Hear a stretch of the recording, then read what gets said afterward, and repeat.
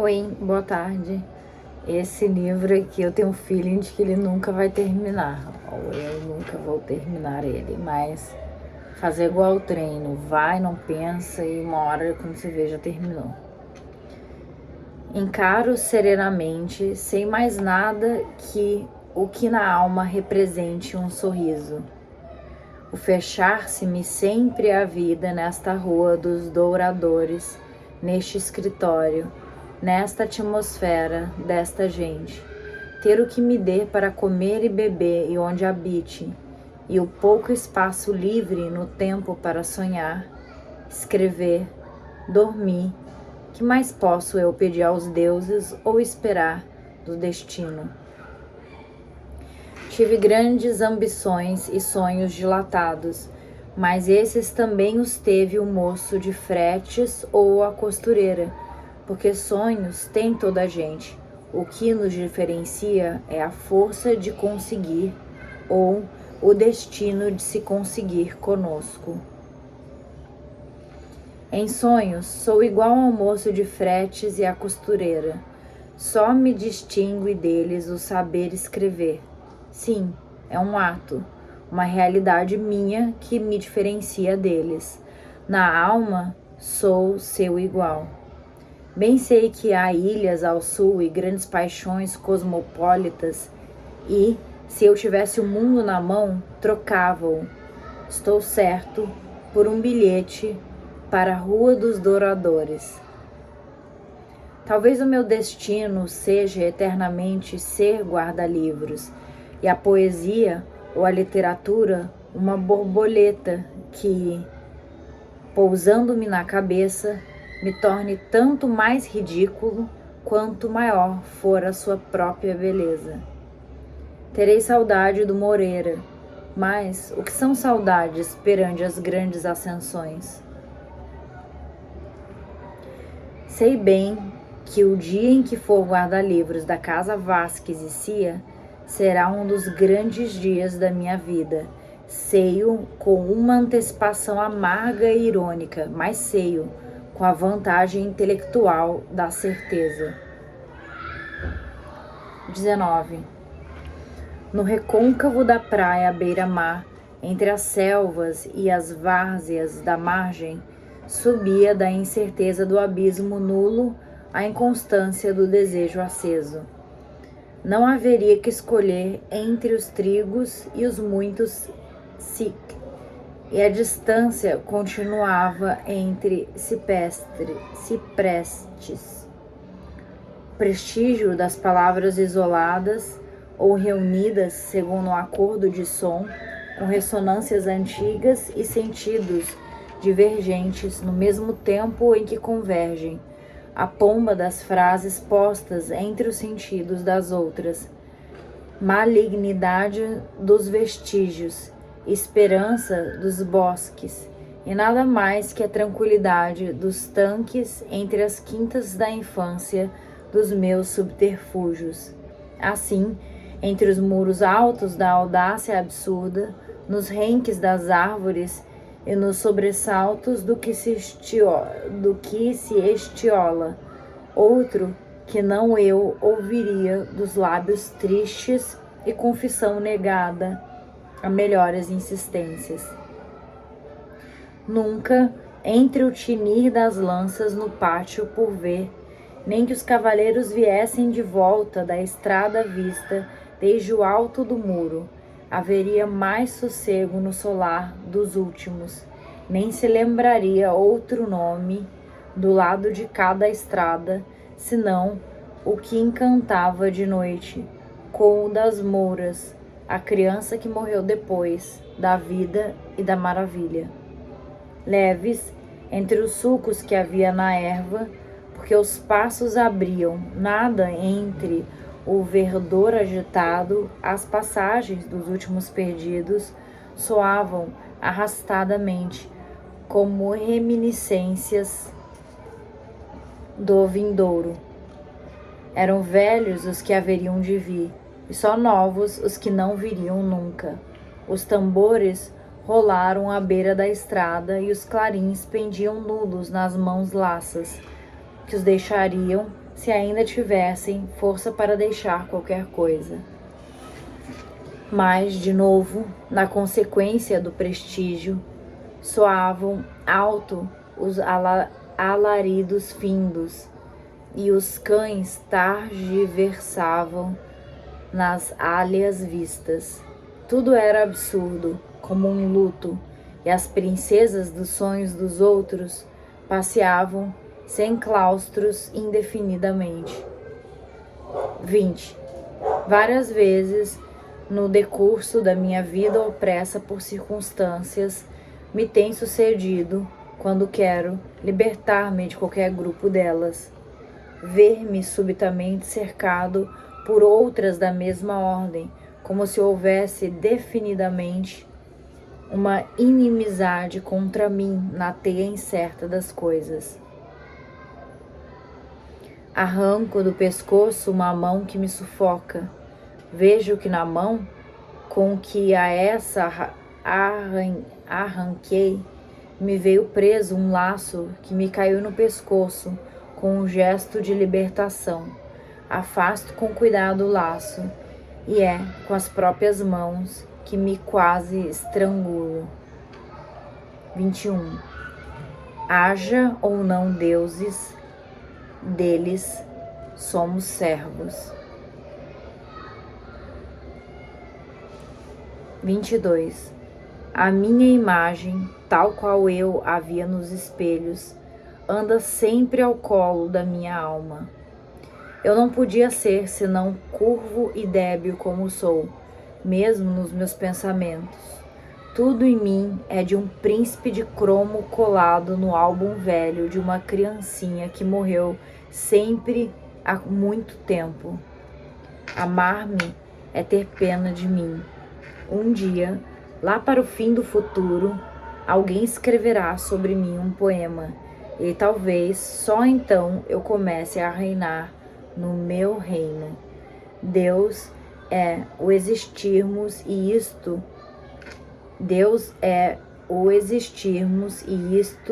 não ser tudo.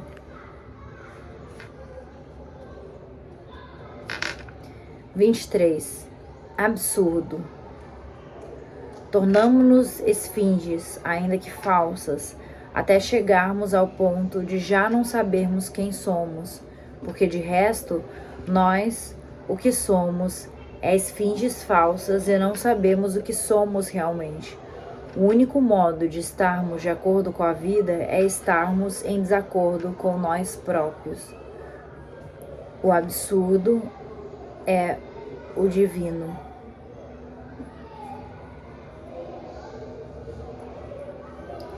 Será que é isso que ele fala? O único modo de estarmos de acordo com a vida é a vida que diz que é para ser vivida pela religião? Porque logo ele coloca o absurdo é o divino. Porque eu não sei por que sentido estarmos em acordo com a vida é estar em desacordo com nós próprios, se não existe a cultura ou a religião para nos induzir a sentir que a gente está errado por algum motivo.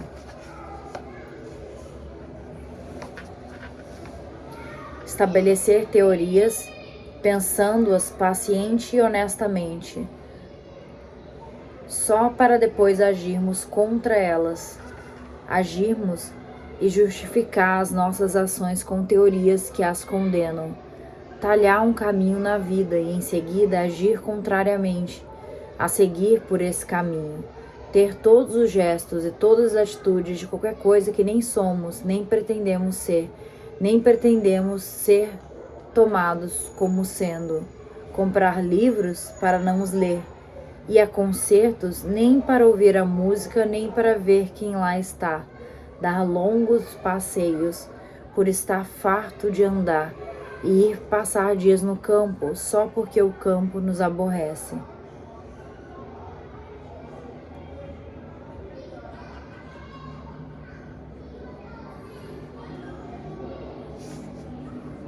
Hoje, como me oprime a sensação do corpo, aquela angústia antiga que por vezes extravasa Não comi bem, nem bebi o costume, no restaurante ou na casa de pasto, em cuja sobreloja baseio a continuação da minha existência. E como, ao sair o criado, verificasse que a garrafa de vinho ficara no meio, voltou-se para mim e disse: Até logo, Sr. Soares, e desejo as melhoras. Ao toque de clarim desta frase simples, a minha alma aliviou-se, como se num céu de nuvens o vento de repente as afastasse. E então reconheci o que nunca claramente reconhecera, que nestes criados de café e de restaurante, nos barbeiros, nos moços de frete das esquinas, eu tenho uma simpatia espontânea, natural, que não posso orgulhar-me de receber dos que privam comigo em maior intimidade impropriamente dita.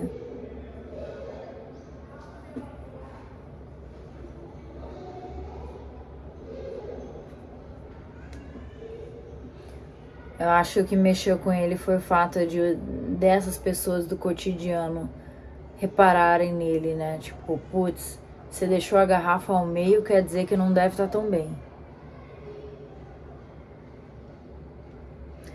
A fraternidade tem sutilezas. Uns governam o mundo, outros são o mundo. Entre o milionário americano com bens na Inglaterra ou Suíça e o chefe socialista da aldeia, não há diferença de qualidade, mas apenas de quantidade. Abaixo deles estamos nós, os amorfos, o dramaturgo atabalhoado William Shakespeare, o mestre-escola John Milton, o vadio Dante Alighieri, o moço de fretes que me fez ontem o recado, ou o barbeiro que me conta anedotas, o criado que acaba de me fazer a fraternidade, de me desejar aquelas melhoras, por eu não ter bebido senão metade do vinho.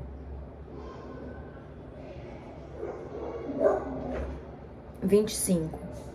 É uma oleografia sem remédio, fito-a sem saber se vejo. Na montra há outras e aquela. Está ao centro da montra do vão de escada. Ela aperta a primavera contra o seio e os olhos com quem me fita são tristes.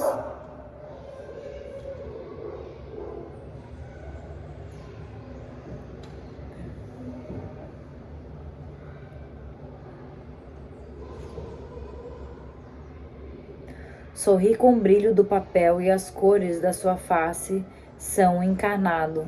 O céu por trás dela é azul de fazenda clara. Tem uma boca recortada e quase pequena por sobre, cuja expressão postal os olhos me fitam sempre com uma grande pena. O braço que segura as flores lembra-me o de alguém. O vestido ou blusa é aberto num decote ladeado. Os olhos são realmente tristes. Fitam-me do fundo da realidade litográfica com uma verdade qualquer. Ela veio com a primavera. Os seus olhos tristes são grandes, mas nem é por isso. Separo-me defronte da montra com uma grande violência sobre os pés. Atravesso a rua e volto-me com uma revolta impotente. Ela segura ainda a primavera que lhe deram, e os seus olhos são tristes, como o que eu não tenho na vida. Vista à distância, a oleografia tem afinal mais cores. A figura tem uma fita de cor de mais rosa, contornando o alto do cabelo. Não tinha reparado. Há, em olhos humanos, ainda que litográficos, uma coisa terrível, o aviso inevitável da consciência, o grito clandestino de haver alma. Com grande esforço, ergo-me do sono, em que me molho e sacudo, como um cão, os miúdos da treva de bruma, e, por cima do meu desertar, numa despedida de outra coisa qualquer, Os olhos tristes da vida toda, desta oleografia metafísica que contemplamos à distância, fitam-me como se eu soubesse de Deus. A gravura tem um calendário na base. É moldurada em cima e embaixo por 2 réguas pretas de um convexo chato mal pintado, entre o alto e o baixo do seu definitivo, por sobre 1929, com vinheta obsoletamente caligráfica, cobrindo o inevitável 1º de janeiro. Os olhos tristes sorriam-me ironicamente. É curioso de onde, afinal, eu conhecia a figura. No escritório há, no canto do fundo, um calendário idêntico que tenho visto muitas vezes, mais por um mistério, ou oleógrafo, ou meu. A idêntica do escritório não tem olhos com pena, é só uma oleografia. É de papel que brilha e dorme para cima da cabeça do alvo escanhoto, o seu viver de esbatimento. Quero sorrir de tudo isso, mas sinto um grande mal-estar, sinto um frio de doença súbita na alma. Não tenho força para me revoltar contra este absurdo. Ah, que janela para que segredo de Deus me abeiraria, eu sem querer. Para onde dá a montra do vão de escada? Que olhos me fitavam na oleografia? Estou quase a tremer. Ergo involuntariamente os olhos para o canto distante do escritório, onde a verdadeira oleografia está. Levo constantemente a erguer para lá os olhos.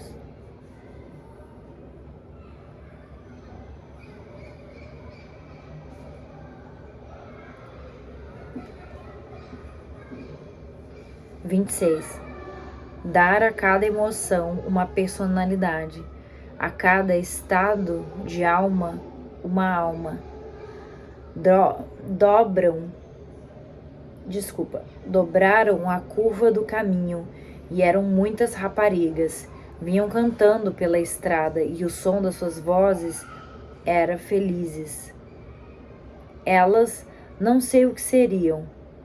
Escutei-as um tempo de longe, sem sentido próprio. Uma amargura por elas sentiu-me no coração. Pelo futuro delas? Pela inconsciência delas? Não diretamente por elas, ou, quem sabe, talvez apenas por mim. 27. A literatura, que é a arte casada com o pensamento e a realização sem a mácula da realidade, parece-me ser o fim para que deveria tender todo o esforço humano, se fosse verdadeiramente humano e não uma superfluidade do animal. Creio que dizer uma coisa é conservar-lhe a virtude e tirar-lhe o terror. Os campos são mais verdes no dizer-se do que no seu verdor. As flores, se forem descritas com frases que as definam no ar da imaginação, terão cores de uma permanência que a vida celular não permite. Mover-se é viver, dizer-se é sobreviver.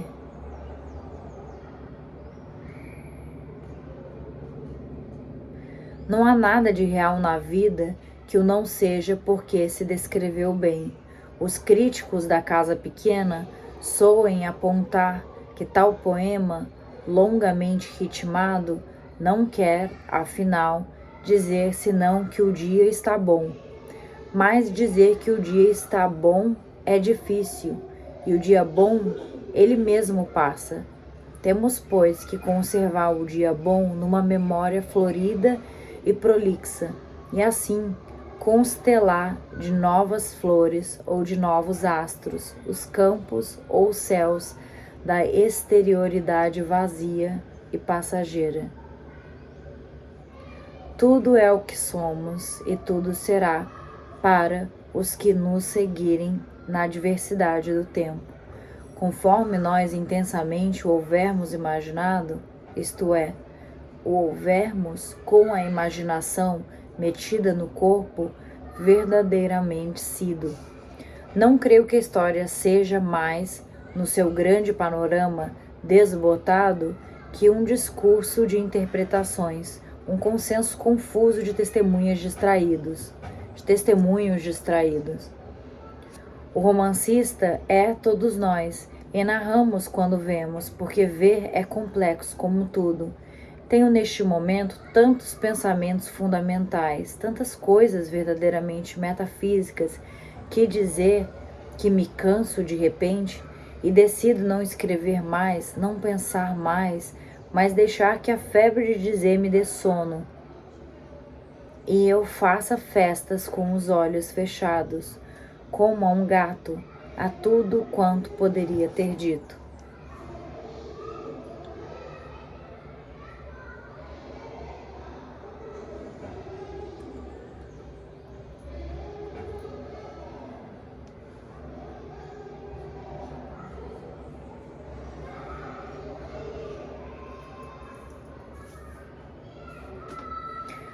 Vinte e oito. Um hábito de música ou de sonho, qualquer coisa que faça quase sentir, qualquer coisa que faça não pensar.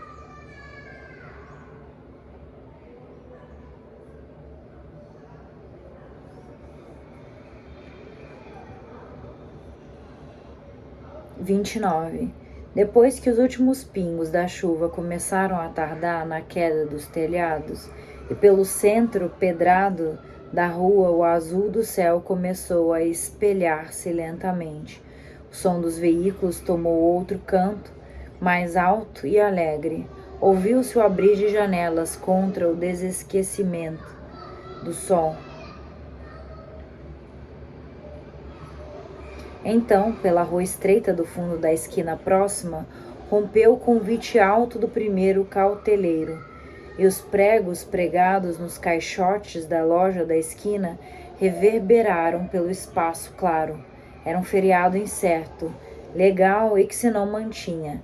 Havia sossego e trabalho conjuntos, e eu não tinha que fazer. Tinha me levantado cedo e tardava em preparar-me para existir.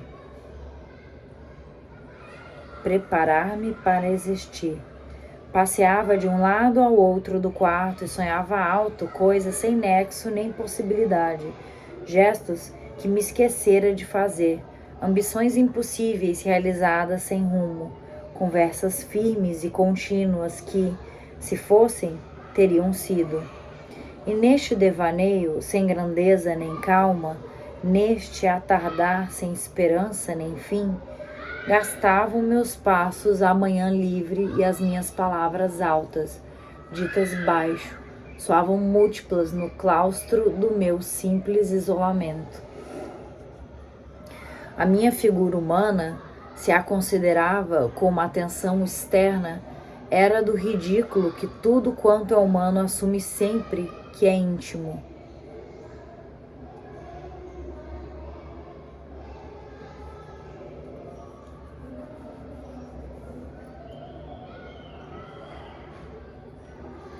A minha figura humana, se a considerava com uma atenção externa, era do ridículo que tudo quanto é humano assume sempre que é íntimo. Vestira sob os trajes simples do sono abandonado um sobretudo velho que me serve para estas vigias matutinas. Os meus chinelos velhos estavam rotos, principalmente o do pé esquerdo, e com as mãos nos bolsos do casaco póstumo, eu fazia a avenida do meu quarto curto em passos largos e decididos, cumprindo com um devaneio inútil um sonho igual ao de toda a gente. Ainda pela frescura aberta da minha janela única, se ouviam cair dos telhados os pingos grossos da acumulação da chuva ida. Ainda, vagos, havia frescores de haver chovido. O céu, porém, era de um azul conquistador, e as nuvens que restavam da chuva derrotada ou cansada cediam, retirando para sobre os lados do castelo os caminhos legítimos do céu todo. Era ocasião de estar alegre. Mas pesava-me qualquer coisa, uma ânsia desconhecida, um desejo sem definição, nem até reles.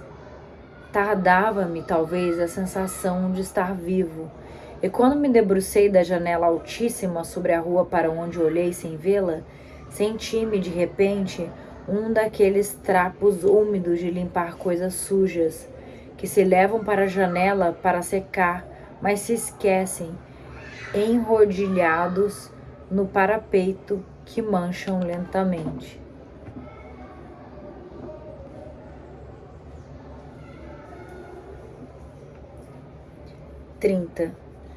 Reconheço, não sei se com tristeza, a secura humana do meu coração.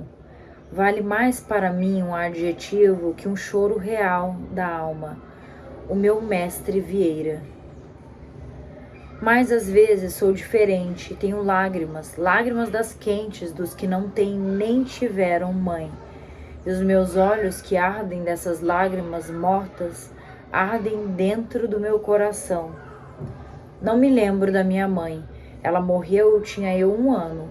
Tudo o que há de disperso e duro na minha sensibilidade vem da ausência desse calor e da saudade inútil dos beijos de que me não lembro. Sou postiço. Acordei sempre contra seios outros, acalentado por desvio. Ah, é a saudade do outro que eu poderia ter sido que me dispersa e sobressalta.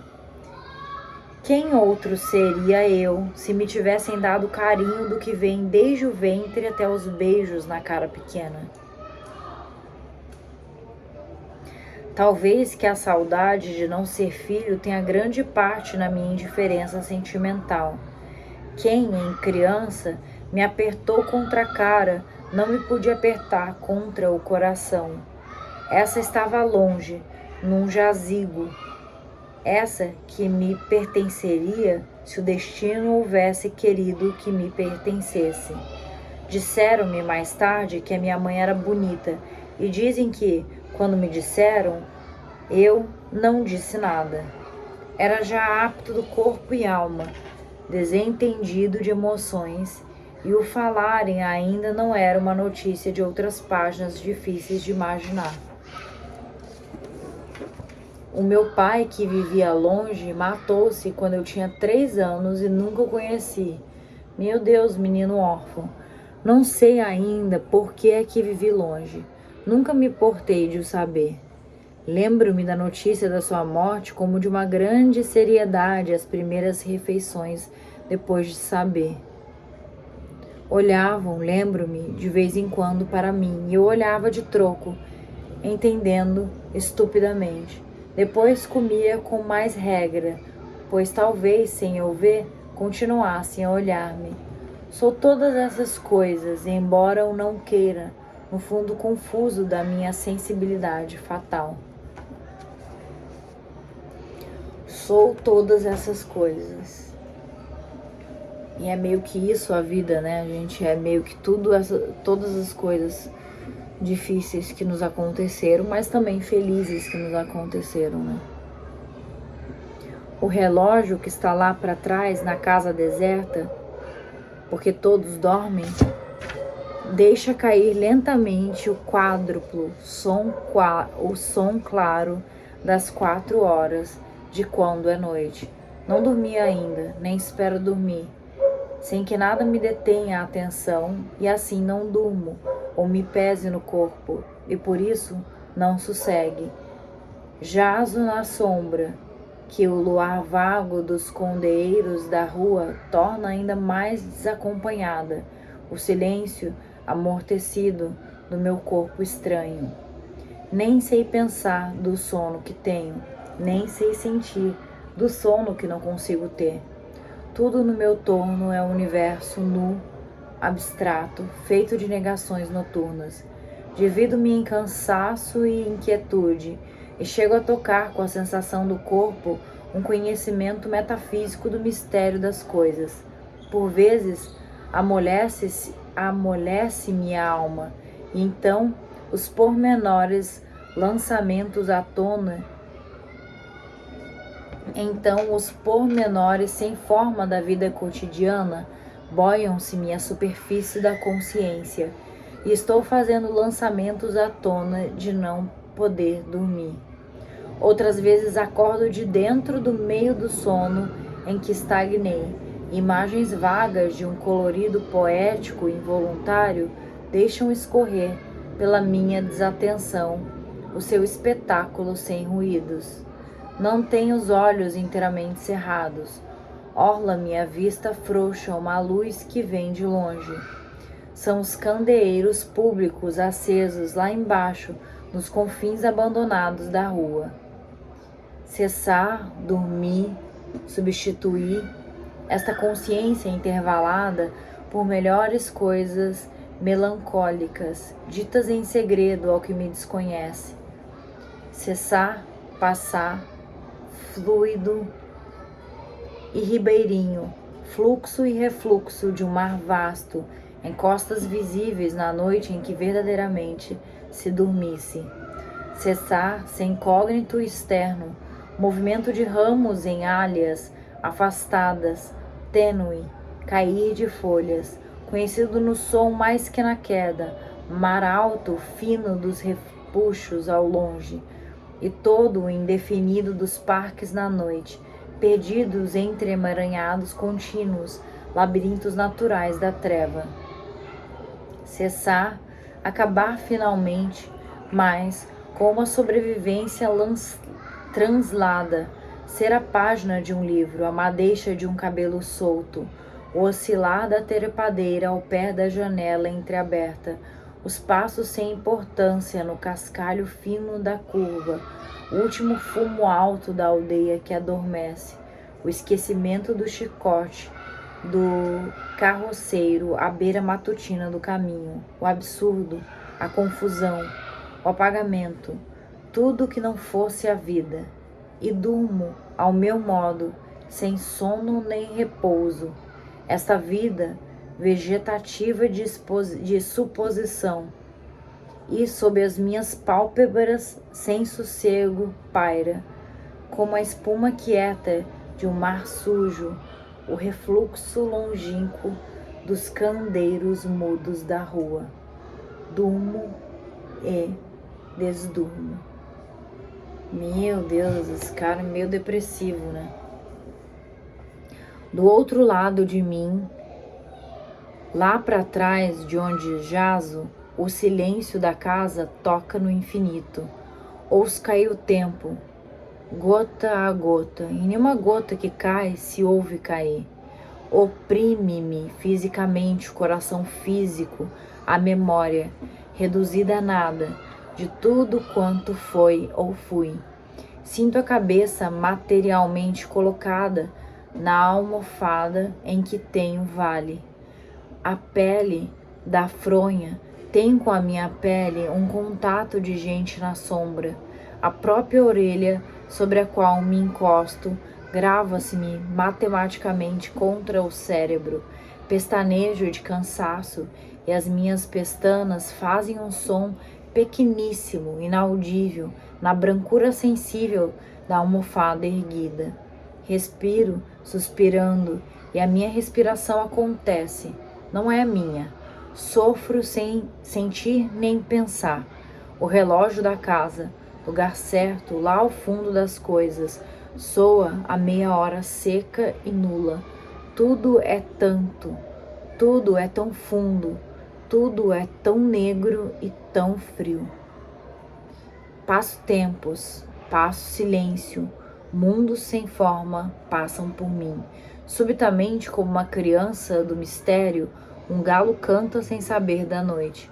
Posso dormir, porque é manhã em mim, e sinto a minha boca sorrir, deslocando levemente as pregas moles da fronha que me prende o rosto. Posso deixar-me a vida, posso dormir, posso ignorar-me, e através do sono novo que me escurece, ou lembro o galo que cantou, ou é eles deveras que canta segunda vez.